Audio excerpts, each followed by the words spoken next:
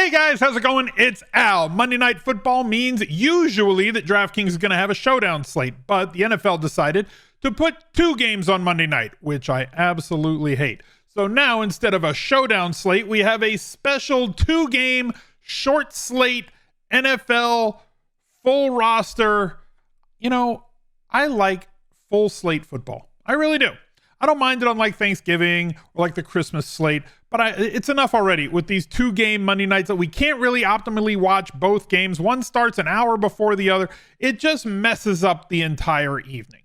It really does. I want island game football. Thankfully, we get back to that in week 4 when there's just one game. So I'm going to break down all 4 of these teams just like we did last week. We're going to try and build a lineup as best we can for this week. And then we're going to go about taking a look over at Underdog Fantasy so that we can build a pick'em card and go over and look at Fantasy Labs and build a bunch of lineups. So thank you guys for being here. Drop a like on the video, subscribe to the channel, ring the notifications bell, and look out for the recap video from week 3, which will be on the Al Smizzle Fantasy Football channel tomorrow morning after we record it live on Twitch. So without any further ado, let's go. He's a legend. So we've got the Eagles squaring off against the Buccaneers and the Rams playing the Bengals. The Eagles are 5-point favorites in Tampa Bay, 45 total in that one. Rams up against Cincinnati. This one has changed because Joe Burrow's status is completely up in the air. We don't know if he's starting. We don't know if he's not. We're going to go over what to do if he starts, which is kind of just stay the course as you normally would, and what to do if he is not going to play in this game with the lingering calf injury that he sustained at the beginning of training camp. We'll take a look at the Eagles first. Jalen Hurts, he's good. Anytime they get close, he's going to get those tush-push touchdowns often. Now, that doesn't mean it's always going to be the thing that happens, but anytime that they're down on the 1-yard line, if somebody gets tackled there, or if there's a pass interference call and they get really close to the end zone, it's their most reliable way of scoring with very little risk whatsoever. So he always is going to have that touchdown upside. He is the best quarterback play on this slate, specifically because I'm under the assumption that Joe Burrow is not going to play. So I'm operating under that assumption now. If he does play, just ignore any of that assumption. But where it is, Jalen Hurts the number 1 play. We saw 2 different Eagles backfields so far. In week 1, Kenny Gainwell played the majority of the snaps, handled 14 carries, 18 opportunities, then missed the next week because he's small and you can't run him out there for like 90% of the snaps. So he missed the game with a rib injury. And then DeAndre Swift logged 31 opportunities, did very well with basically all of them. He struggles in pass pro, so like they don't want to put him out there for the entire time. It's the same thing that the Lions did. But the DeAndre Swift truthers were at least breathing last week with how much he was used and how well he did with all of the opportunity that he was given. We're finally going to get a week now where we're going to see how they want to divvy this up. However, the Tampa Bay run defense is a lot different than the Minnesota run defense was last week. Tampa Bay with Vita Vea in the middle is a problem, and typically they operate as a pass funnel defense. So looking on the outside, we have a couple of really great options. 1, A.J. Brown, and 2, Devontae Smith, who 15 targets through 2 weeks for Devontae Smith, caught a touchdown in both of those weeks. We saw A.J. Brown demonstratively upset on the sideline last game where he got 29 yards receiving and 6 targets against Minnesota. And this is a very easy narrative street play that, okay, you're not really going to be able to run the ball effectively against Tampa Bay, so why not try to get A.J. Brown a little bit of juice early, feed him some targets in your scripted plays for the first or second drive, maybe give him a couple of extra red zone looks, with the squeaky wheel narrative fully in play at 7,400. The other way to attack the Buccaneers is through the tight end. Goddard saw a nice bounce back week after basically getting 1 target against New England. Minnesota, like, sure, everybody's going to thrive against Minnesota. They're the fantasy carnival this year. So we're just going to attack them. But like, that's what Philadelphia did. Caught 6 of 7 targets headed his way.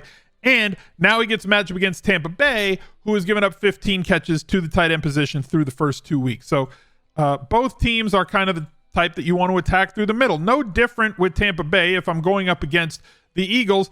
Cade Otton very, very, very much in play for me this week on Monday night because A, he's on the field a ton. B, they're really tough to beat on the outside. C, Baker Mayfield has looked really, really good so far. He really has. We have to give him his flowers. He has looked exceptional through 2 weeks. 34 attempts in both. One of the league leaders in terms of passer rating, in terms of completion percentage. He has not turned the football over, done really well on every single test that he's been given. 3rd downs, 4th downs, late game, mid game, early game. He's done exceptionally well with the targets that he has. And he does have some really good targets at wide receiver with Mike Evans and Godwin. Otten is fine. And Rachaad White, a very good running back who we went after Chicago with last week. But like, Chicago's defense is one that we're going to attack every week in fantasy because they're an easy landing spot. Minnesota's defense, we're going to attack every week in fantasy because they're an easy landing spot. Philadelphia, not an easy landing spot. So this is really the test this week for Baker to see if he can put up numbers against this Philadelphia front seven with as much pressure as they're going to apply. He is going to be, let's say, under duress more than probably from early on in this game. The 2 players that I like the best on Tampa Bay would be Rachaad White, 5,900. I don't think he's going to have very much efficiency running the football, just because they don't really do that in Tampa Bay right now. It's hard for them to be efficient, especially against a really great front seven like Philadelphia's. But he is going to get a lot of checkdowns because that's where you attack Philadelphia. Is you're going to get pressured. You have to check down to the running back with a lot of release valve type stuff. Same thing at tight end. Where we're going to go with Cade Otton here in this spot. 3,000 opens up some salary for us on a short slate. So let's plug those couple of guys in just to start. Let's plug Jalen Hurts. We still want to correlate. We're not going to worry too much about defense versus a player in our offense because it's a 2-game slate and you have to be able to break or willing to break the rules. Now, taking a look at the Rams have, it's like orange is the new black. Kyron Williams is the new CMC. I'm somewhat serious here. I'm also somewhat being sarcastic, but like 24 opportunities with 10 targets against an extremely tough San Francisco defense where he played like a million snaps. I think they had 78 snaps and he played something like 74 or 76 of them last week. That's unheard of. Like I said, that is CMC type numbers from when he was on the Carolina Panthers and was getting 98, 99% of the running back snaps and touches for his team. They traded away Cam Akers. The cupboard is pretty much bare at this point. They drafted the rookie Zach Evans. We know McVay doesn't really like playing rookies. They've got Ronnie Rivers. Like, sure, maybe he'll mix in for a little bit, but it's essentially going to be Kyron Williams' show at 5,700 going up against Cincinnati's defense, which is a much easier defense to attack on a yards per play basis, on an EPA basis, than was San Francisco last week. So if volume over everything, right? Everybody was saying how Rachaad White's bad. Don't play Rachaad White in week 2. But the matchup's really good, and his volume was going to be really good. We played Rachaad White. He did really well. Don't play Zach Moss against Baltimore. They're underdogs. Zach Moss is bad. People are very convinced that they are talent evaluators, and you're not. Neither am I. I'm not out here trying to evaluate talent. I'm out here trying to evaluate volume. And we know that Kyron Williams is going to get volume. And we also know that running backs who consistently get over 20 opportunities exceed their fantasy projection more often than not, especially when there's usage in the passing game, as a target is worth 2.3 times more expected fantasy points than each rushing attempt. As much as he's being used, with the current state of the Rams with no Cooper Kupp, Kyron Williams, to me, seems like a fantastic play on this slate. Speaking of orange is the new black, Puka Nacua is the new Cooper Kupp. Yep. This is just where we're at. We got the Rams basically have CMC and Cooper Kupp in the same offense, just for way less money. 6,400 if you wanted to go get Puka Nacua this week.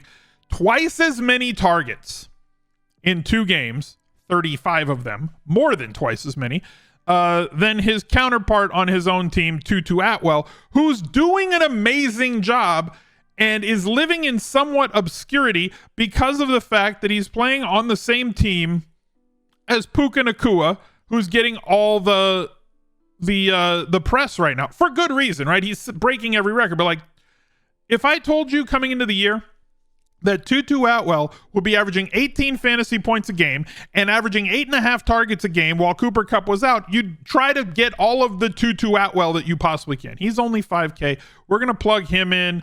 I'm going to go back. I'm just going to go ahead and do this right here. Bing, bing, because both of them are probably going to get 7, 8, 9 targets this game. That leaves us with 4,500 left to go. And now we have to take a look at the problem. Which is the Cincinnati Bengals offense. Joe Burrow took the first team reps in Sunday's walkthrough practice. He wants to play. The players always want to play. Aaron Jones, before inactives this morning, was apparently pleading with all of the doctors for Green Bay to allow him to play. And they were like, no, you're going to take a week off and then you'll play next week because we're not going to push this injury. The Bengals pushed the injury through 2 weeks, and then it got re-aggravated at the end of the game. So on all the reporting that we've kind of seen, I kind of feel like they're going to give him this week off against the Rams and go with, instead, undrafted free agent Jake Browning.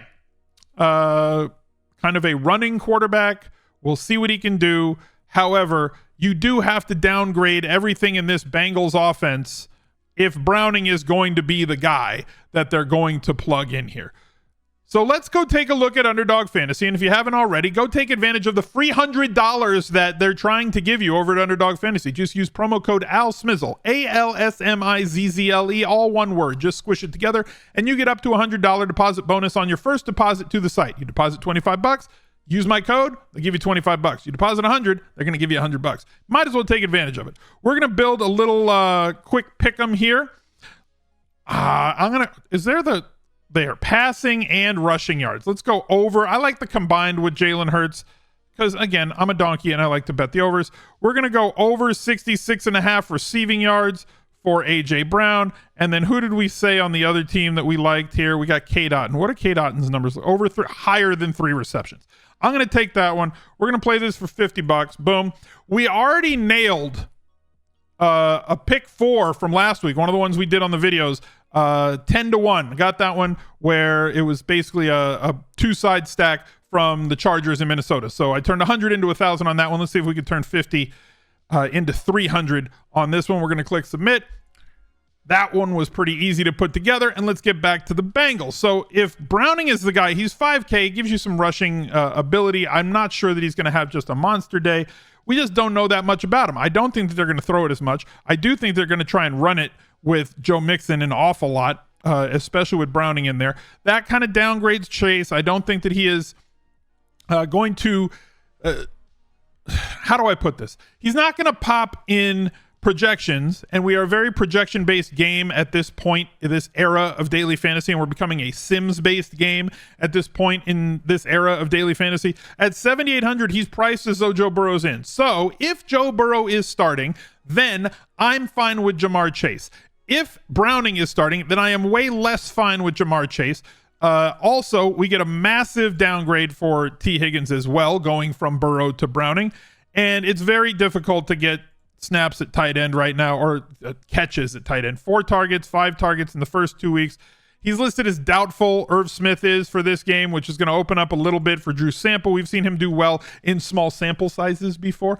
Pun wholly intended on that one, where on an island game he was pressed into duty. If you wanted to go with him as a salary release valve in the hopes that he gets you like 3-4 catches for 30 yards or something and you can really stack up elsewhere, I'm fine with that. But, you know, I'm not thrilled about going with anybody. Let's take a look at what defenses we have remaining here. The Eagles, I think, are the best defense at 3,300. Can we fit them? Like, they have the biggest upside in this spot. That means here. So at running back, let's see. Who are we going to go with at running back? You could go with Swift if you want. You could go with Gainwell. I totally understand either. I think that too much is up in the air there. I'm going to attack through Rachaad White, which leaves me 4,400. I'm not getting Puka into this lineup, and I'm sure that some people are foaming at the mouth. We could go with Puka if you want instead of Tutu Atwell. You know, it's a thing that we could do. But at flex, that leaves us with 4,400. We have Tyler Higbee. I'm fine with 2 tight end on short slate. Rashad Penny, no. Tucker, no. So it's basically going to be a 2 tight end lineup with Tyler Higbee in this spot and all of these players. Let's go take a look over at Fantasy Labs. You can get a discounted subscription to Fantasy Labs using the promo code using the link smizzle.tv/labs with an uppercase L. That is down below if you click show more on the description, with discounts to all the different sites, ETR, Fantasy Labs, everywhere else. Get in where you fit in, wherever you like. Short slate, I'm going to alter these a little bit. Here are the standard rules that I use. You can go look on the How to Win on DraftKings playlist. I do a full breakdown on the Fantasy Labs optimizer. We also have How to Attack DraftKings Showdown for when showdown slates are in vogue on Thursday nights, Sunday nights, and Monday nights. Here's my basic rules that I set. For a showdown slate, I'm going to take this up to 20 or 25%, where I'm forcing running backs and wide receivers who are less held on a 2-game slate, a short slate. We'll apply these settings. We're going to build 150 lineups, and I wish you guys the best of luck on this horrible 2-game Monday night slate. Let's hope that we can get back to showdowns like usual, and I will catch up to you guys later.